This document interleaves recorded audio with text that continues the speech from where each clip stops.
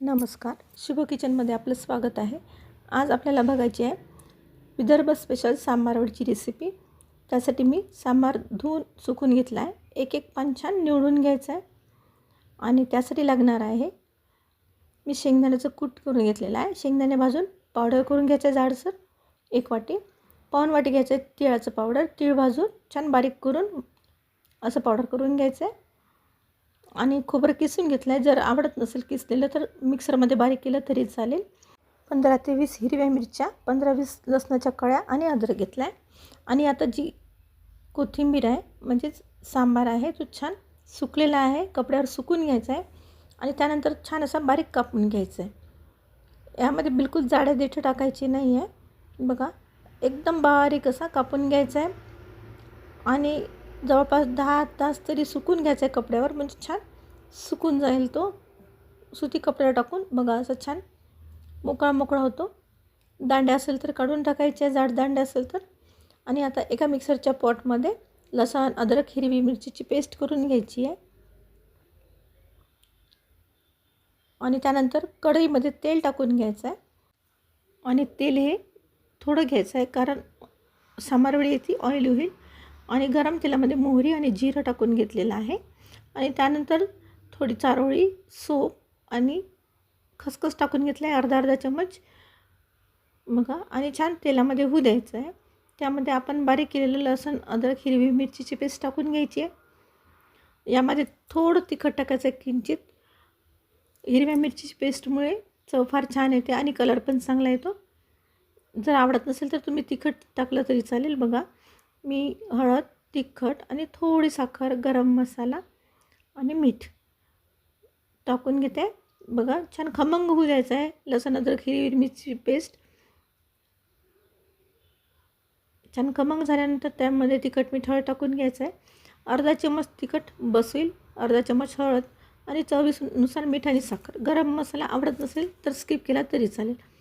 त्यानंतर यामध्ये शेंगदाण्याचा कूट टाकून छान मिक्स करायचा आहे. गॅस चालूच ठेवायचा आहे. आणि बघा तिळाचा कूट, शेंगदाण्याचा कूट सर्व टाकून घ्यायचा आहे. खोबऱ्याचा कीस आणि छान खमंग होऊ द्यायचं आहे तेलामध्ये.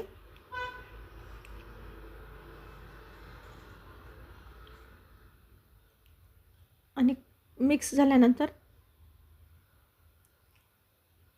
यामध्ये आपण बारीक चिरलेला सांबार म्हणजे कोथिंबीर टाकून घ्यायची. वाटीनी मोजून 2 वाटी टाकायचं आहे. प्रमाण 1 वाटीचं असेल शेंगदाणा आणि तीळचं तर 2 वाट्या कोथिंबीर बसवेल. आवडत असल्यास 2.5 वाट्या टाकली तरी चालेल. आणि छान मिक्स करून घ्यायचं आहे. एकदम लो फ्लेमवर गॅस ठेवायचा आहे, एकदम छोट्या आचेवर. आणि बघा मी टाकून घेते.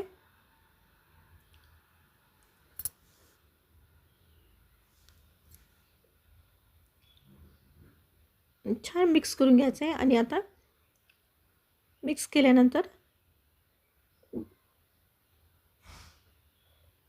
गॅस बंद करून घ्यायचा आहे. आणि मिश्रण छान कोरडं असं झालेलं आहे. थोडं लिंबू घ्यायचं आहे.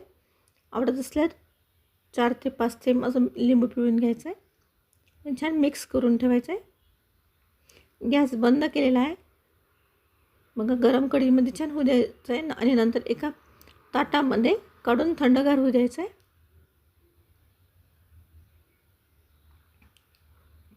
तोपर्यंत आपण पातीची तयारी करून घेऊया.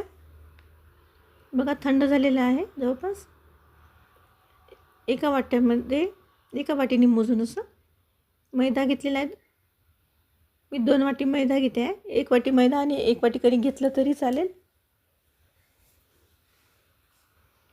बघा आणि चाळून घ्यायचा आहे मैदा. आणि त्यामध्ये 1 वाटी बेसन टाकायचं आहे. 2 वाटीला 1 वाटी असं प्रमाण घ्यायचं आहे बेसनाचं. आणि छान मिक्स करून घ्यायचं आहे. हाताने छान मिक्स केल्यानंतर यामध्ये चवीनुसार मीठ टाकून घ्यायचं आहे. ओवा टाकते थोडा चवीसाठी म्हणून छान लागते. बिलकुल थोडा टाकायचा आहे. अर्धा चम्मच म्हणजे पाव चम्मच. अर्धा चम्मच हळद टाकून घ्यायची कलरसाठी, म्हणजे सांबारवडीचा कलर आहे खूप छान दिसतो.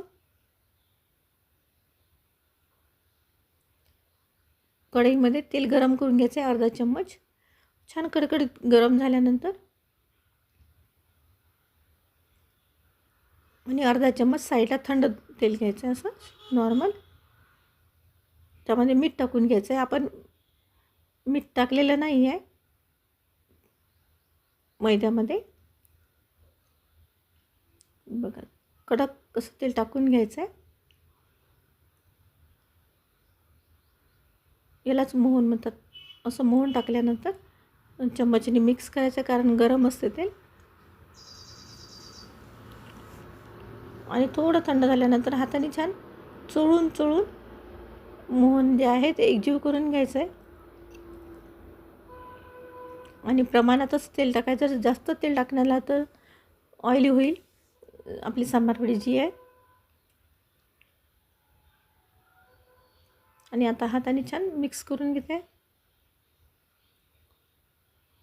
बघा चोळून चोळून छान एकजीव करून घ्यायचं असं. म्हणजे कलर पण छान येईल. हळद टाकलेली आहे ती छान मिक्स होईल आणि तेल पण. बघा असं छान चोळून चोळून घ्यायचं आहे. आणि आता वाटीमध्ये आपण मीठ आणि तेल एकत्र करून ठेवलं होतं त्यामध्ये मीठ छान विरवून घ्यायचं तेलामध्ये आणि थोडं थोडं हाताला घेऊन लावून घ्यायचं आहे छान. आपण जे पीठ घेतलं आहे त्या पिठाला बघा थोडं थोडंसं चोळून चोळून लावून घ्यायचं आहे. म्हणजे जी सांबारवडी छान खुसखुशीत होईल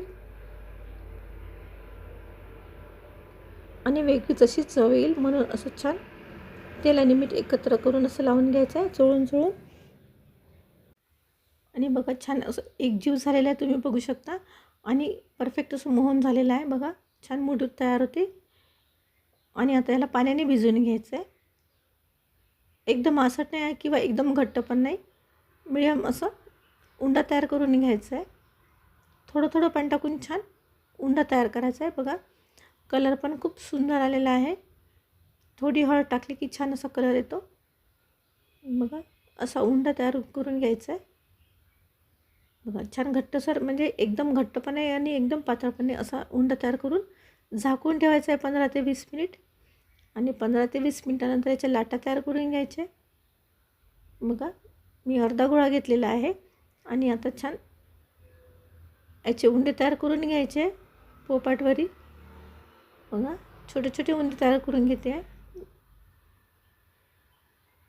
छान असा उंडा नरम असा तयार झालेला आहे. गोल गोल गोळ्या अशा करून घ्यायच्या आहे. बघा पटकन होते इझिली. क्रॅक पण होत नाही काहीच नाही. व्यवस्थित उंडा भिजला गेला की छान कलर पण येतो बघा. आणि आता एक एक पाती लाटून घ्यायची आहे. मी थोडा व्हिडिओ फास्ट केला आहे कारण टायमिंग फार जास्त होऊन जाते. तेलाचं बोट लावून लावलं तरी चालेल किंवा थोडं किंचित असं मैदा घेतलं तरी चालेल किंवा तांदळाचं पीठ घेतलं तरी चालेल.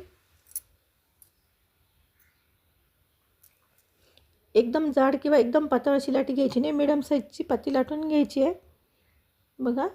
आणि जो मसाला आहे तो छान थंड झालेला आहे सांबारवडीचा. आता टाकून घ्यायचा आहे. बघा कसं टाकायचं आहे. टाकण्याची पद्धत एकदम सोपी आहे. आणि मी तुम्हाला दाखवल्याप्रमाणे मिडियम साईजमध्ये लाटून घेतली आहे पाती. आणि एका साईडला मसाला टाकून घ्यायचा आहे. मसाला एकदम कोरडा पण नाही झाला पाहिजे कारण पॅक करताना व्यवस्थित राहत नाही. बघा छान व्यवस्थित एक साईडला बसलेला आहे असा. आणि पाती अशी पलटवून हात 2 बोटाच्या मदतीने छान गोल असं राऊंड करायचं आहे. आणि पाणी घेतलेलं आहे. शेवटच्या कोणाला पाणी लावून साईडला असं दाबून घ्यायचं आहे. पातीची दोन्ही साईड दाबून घेतल्यानंतर आतमध्ये असं ओळून घ्यायचं आहे. बघा फार सोपी पद्धत आहे करण्याची. एकदम हॉटेलमध्ये मिळतात तशा आपण घरच्या घरी तयार करू शकतो. बघा व्यवस्थित असं आकार देऊन छान बघा छान सांबारवडी तयार झाली आहे. अशा पटापट अशा तयार होतात. बघा मी तुम्हाला करून दाखवते परत एकदा. पाणी फार थोडं लावायचं आहे आणि फोल्ड मारून घ्यायच्या साईडच्या कडा आणि दाबून घ्यायचं आहे. मग पटकन तयार होते. करण्याची पद्धत एकदम सोपी आहे. एकदा नक्की करून बघा. व्हिडिओ आवडल्यास नक्की लाईक करा, शेअर करा आणि सबस्क्राईब करायला विसरू नका. बघा छान पटापट तयार होते. आता गरम तेलामध्ये तळून घ्यायचे. तेल एकदम गरम किंवा एकदम कोमट असं नको. मीडियम असं गरम झाल्यानंतर मी तुम्हाला सुरुवातीला एक एक तळून दाखवते बघा. छान तळल्या जातात आणि थोडा वेळ लागतो, पण खमंग अशा होतात. एकदम मीडियम आचेवर तळून घ्यायचं आहे, मंद किंवा एकदम फास्टवर नाही. मध्यम आचेवर तळल्यानंतर छान खुसखुशीत होतात. आणि बघा सुंदर असा कलर पण आलेला आहे, तुम्ही बघू शकता. आणि व्यवस्थित तळून घ्यायचं बघा. आता मी डिशमध्ये काढून घेतली. बघा किती सुंदर कलर आलेला आहे. आणि दुसरी पण टाकून घेते आहे. सुरुवातीला गोल याच्यासाठी फिरवते की साईडची कडा निघाली नाही पाहिजे, म्हणून एक साईडनी टाकताना अशी थोडी तेलामध्ये फिरवून घ्यायची आहे, म्हणजे निघणार नाही. बघा छान अशा तळल्या जातात, कुठेही फुटलेली नाही किंवा कच्ची राहत नाही. बघा छान असा कलर पण येतो. बघा पटापट अशा तळल्या जाते. एकदा नक्की करून बघा. करण्याची पद्धत फार सोपी आहे आणि घरी तुम्ही थोड्याशा साहित्यामध्ये भरपूर करू शकता. मार्केटमधून विकत आणण्यापेक्षा घरच्या घरी केलेली भरपूर होते आणि एकदम कमी बजेटमध्ये होते. बघा किती सुंदर कलर आलेला आहे. आणि राहिलेल्या मी सर्व ज्या आहे त्या तळून घेते आहे. एवढ्या मिश्रणामध्ये 20 ते 25 होतील मोठ्या साईजच्या सांबारवडी. आणि विदर्भ स्पेशल अशी सांबारवडी आहे. बघा छान अशी खुसखुशीत अशी सांबारवडी तयार झालेली आहे. आणि आता मी तुम्हाला एका डिशमध्ये काढून दाखवते. बघा किती सुंदर झालेले आहेत.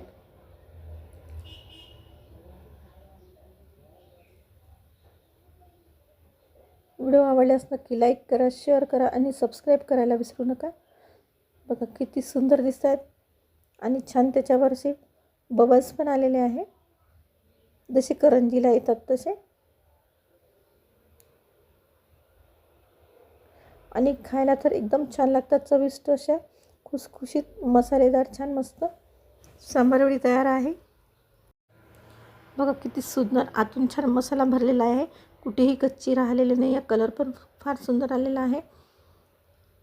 व्हिडिओ आवडल्यास नक्की लाईक करा, शेअर करा आणि सबस्क्राईब करायला विसरू नका. अशाच नवनवीन रेसिपीसाठी माझ्या चॅनलला नक्की सबस्क्राईब करा. धन्यवाद.